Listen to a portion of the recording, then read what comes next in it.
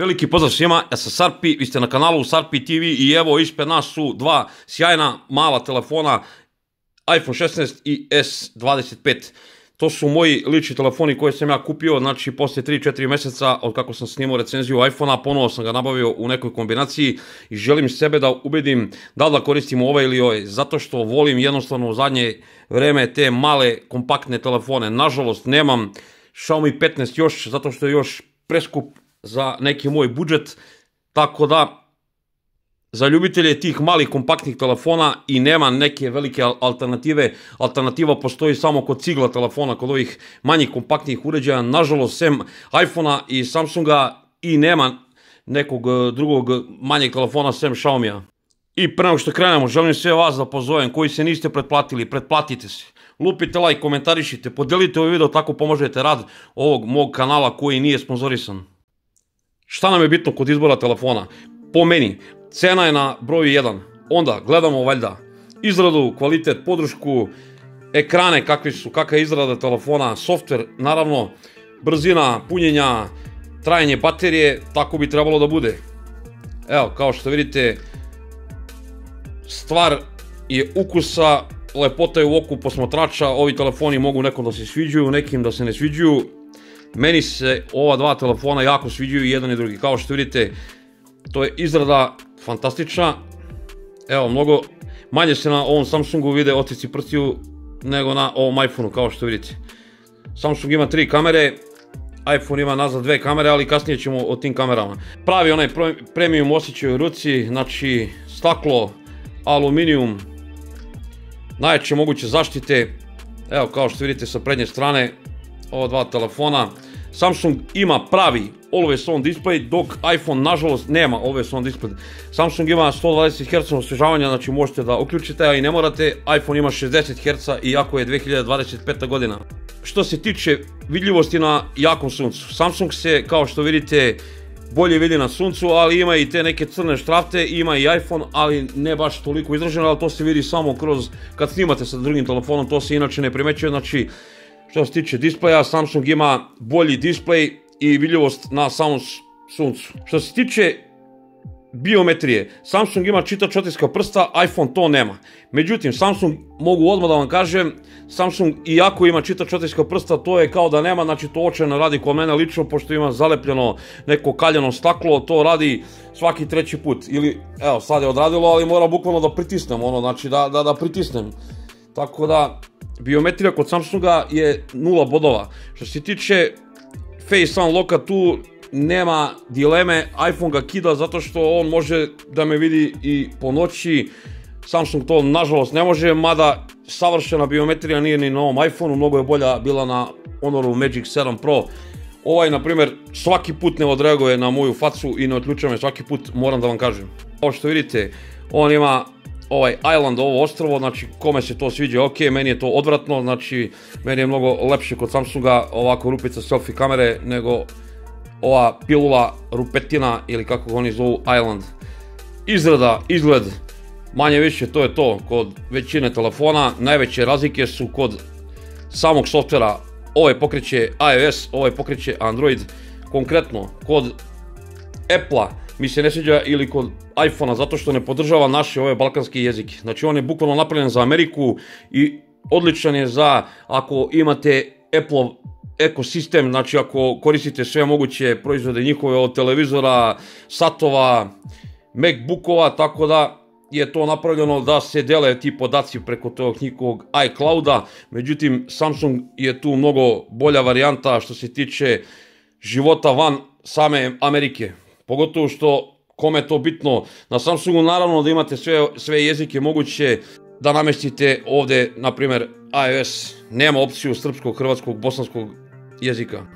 Otprilike koštaju slično, Samsung, ovaj moj je 512 i on je ovaj najskuplji, zato što ima 512, ovaj iPhone ima 128 GB, tako da i tu ne mogu da se mere, znači ovaj Samsung ga kida što se tiče interne memorije. Ajmo da kažemo da je otprilike na oglasima cena tu negde. Samsung je možda malo skuplji. Povezivost Samsunga sa svim drugim uređajima bez problema delite preko Bluetootha, preko bilo kakvih komunikacija, spajanje sa računarima, televizorima, to sve radi kod Samsunga bez ikakvih problema, dok je kod Apple-a to sasvim neka druga priča. I to je za mene noćna mora. Samsung ima duple tapove za paljenje i gašenje ekrana. Kod iPhone-a to može se namestiti ti tapovi po leđima, ali to nije to za mene. Sa pola ekrana kod Samsunga spuštate kontrolni centar, čitate notifikacije, kod iPhone-a to jednostavno nije moguće, morate, koliko god vam bio veliki palac i koliko god bio taj iPhone veliki, to je veliki problem, pogotovo pogledati notifikacije. Znači imate ovaj jednoručni režim, uz pomoć njega možete da smanjite ovo, ali ljudi, to nije ta priča. Znači da pročitam bilo koju notifikaciju, ja ne mogu da dohvatim ovako gornji levi ugao i onda moram koristiti drugu ruku. Kod Samsunga je to mnogo prostije i lakše za korišćenje. Kod Samsunga možete da koristite dve SIM kartice i da imate duple aplikacije, i kod iPhone-a možete da koristite dve SIM kartice, jedna da bude fizička, druga da bude eSIM, ali nemate opciju tih duplih aplikacija. Na Samsungu i bilo kom Androidu možete koristiti aplikacije sa treće strane, znači ne morate da skidate sa Play Store-a. Da vam ne pričam, ako ne želite da gledate reklame, kod Samsunga to vrlo lako možete da rešite, ali da ne plaćate. Kod iPhone-a morate sve da platite. Kao što vidite, ja na oba telefona koristim geste, ne koristim one virtualne tastere. To je na Samsungu mnogo lakše koristiti nego na samom iOS-u, iz razloga zato što ovdje može i onaj ko je levoruk i desnoruk bez ikakvih problema da koristi geste. Znači ja sam sad ušao negdje, sa desne strane mogu da izađem, mogu i sa leve strane da izađem. Kod iPhone-a ili ti njihovog iOS-a to jednostavno nije moguće, imate ovdje back taster u gornjem levom uglu ili možete da prevlačite sa leve strane ovako, ali ne svuda. Evo, kao što ste vidjeli, znači uđem negdje, sa leve strane može da se, sa desne strane ne može, znači to je jednostavno za levoruke ili ti koji rade u tom Cupertinu su svi levoruki, ali u glavu. Evo, čak i kod slušanja YouTube-a kada spustimo ovako, ovo je mali prozorčić. Na Samsungu je s desne strane ovo X za gašenje, na iPhone-u je sa leve strane, znači ovdje sve vuče na tu levu stranu, što se meni ne sviđa. Što se tiče samog zvuka, evo pustit ću vam, evo, identičnu melodiju na jednom i na drugom, pa vi sami procenite. Evo, prvo ćemo da pustimo iPhone. Pojačavanje sa leve strane. Ovo je pojačano do kraja. Nema gore pravi zvučnik nego slušalica poziva. Evo, ovo je maksimalan zvuk. Kvalitetno se čuje, ali ne toliko glasno za neki moj ukus. Ajmo, pustimo Samsung. Evo da pojačamo. Pogledajte ili poslušajte koliko se Samsung glasnije čuje nego sam iPhone.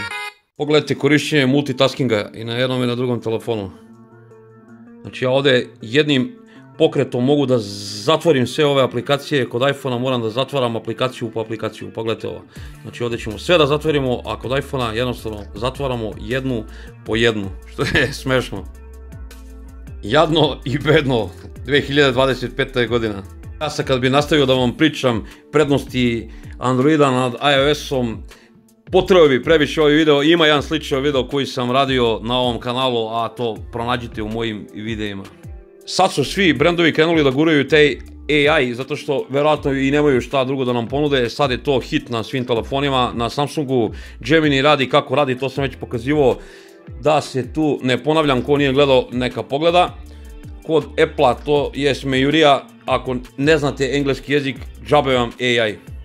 Evo, sada ću vam pokažem AI u samoj galeriji, na primjer ono brisanje nekih objekata, da vidite kako radi Samsungov AI, kako radi Appleov AI. Ajmo prvo da pogledamo kako radi Samsungov AI. Znači, ja ću sad sa moje ove face da probam da uklonim naočare. Evo ovako, obeležit ću te naočare i nije to sad sjajno nešto odrađeno, ali nema veze. Evo pogledajte, Samsung to nešto radi. Da kliknemo ovo, da generiše fotografiju. Da vidimo kako ćete to da odradi Samsung. Pogledajte, uklonio mi je naočare. Ajmo da vidimo kako će to iPhone da odradi i njegova veštačka inteligencija. Evo da probamo kod iPhone-a da uklonimo moje naočare. I da vidimo šta će onda uradi. Pogledajte šta je uradila iPhone-ova AI u galeriji. Znači uklonila mi je i oči. Pogledajte. Znači, ne vjerujem. Fantazija, pogledajte, biometrija kod Samsunga. Pogledajte, AI u galeriji kod iPhone-a, AI u galeriji kod Samsunga. Znači, Samsunga je tu oduvao, ovo je sramotno, znači, ovo je najbednije nešto što sam vidio. Ajmo da pređemo na te famozne kamere. Evo ovako, pokrenut ćemo aplikaciju kamere i na jednom i na drugom i pogledajte. Znači, što se tiče kamere, kako izgleda aplikacija na Samsungu ili na nekom drugom Androidu, kako izgleda na samom iOS-u. Znači, evo pogledajte, ovdje imamo ultra široko, da prebacimo na ultra široku, 1 puta, 2 puta, Samsung ima 3 puta, iPhone to nema. Odmah ja mogu u aplikaciji same kamere, znači da, ovako, da li ću da snimam 8K, da li ću da snimam 4K, Full HD, HD u 30, u 60, nebitno, sve to mogu da podesim, to kod iPhone-a jednostavno nije moguće.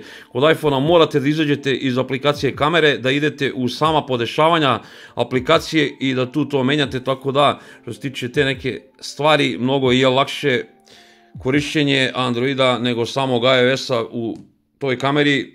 Da ponovim, tek skoro je iOS omogućio kod video snimanja pauzu. Kod Samsunga možete odavno da prebacujete, na primjer, kod video snimanja sa senzorom, znači mogu malo da snimam glavnom kamerom, odmah da prebacim na selfie kameru, to jako malo može telefona, iPhone to i dalje ne može. U nastavku videa pogledajte kratak duel između kamera ova dva telefona, pa ćemo damo neki sud o ovim telefonima.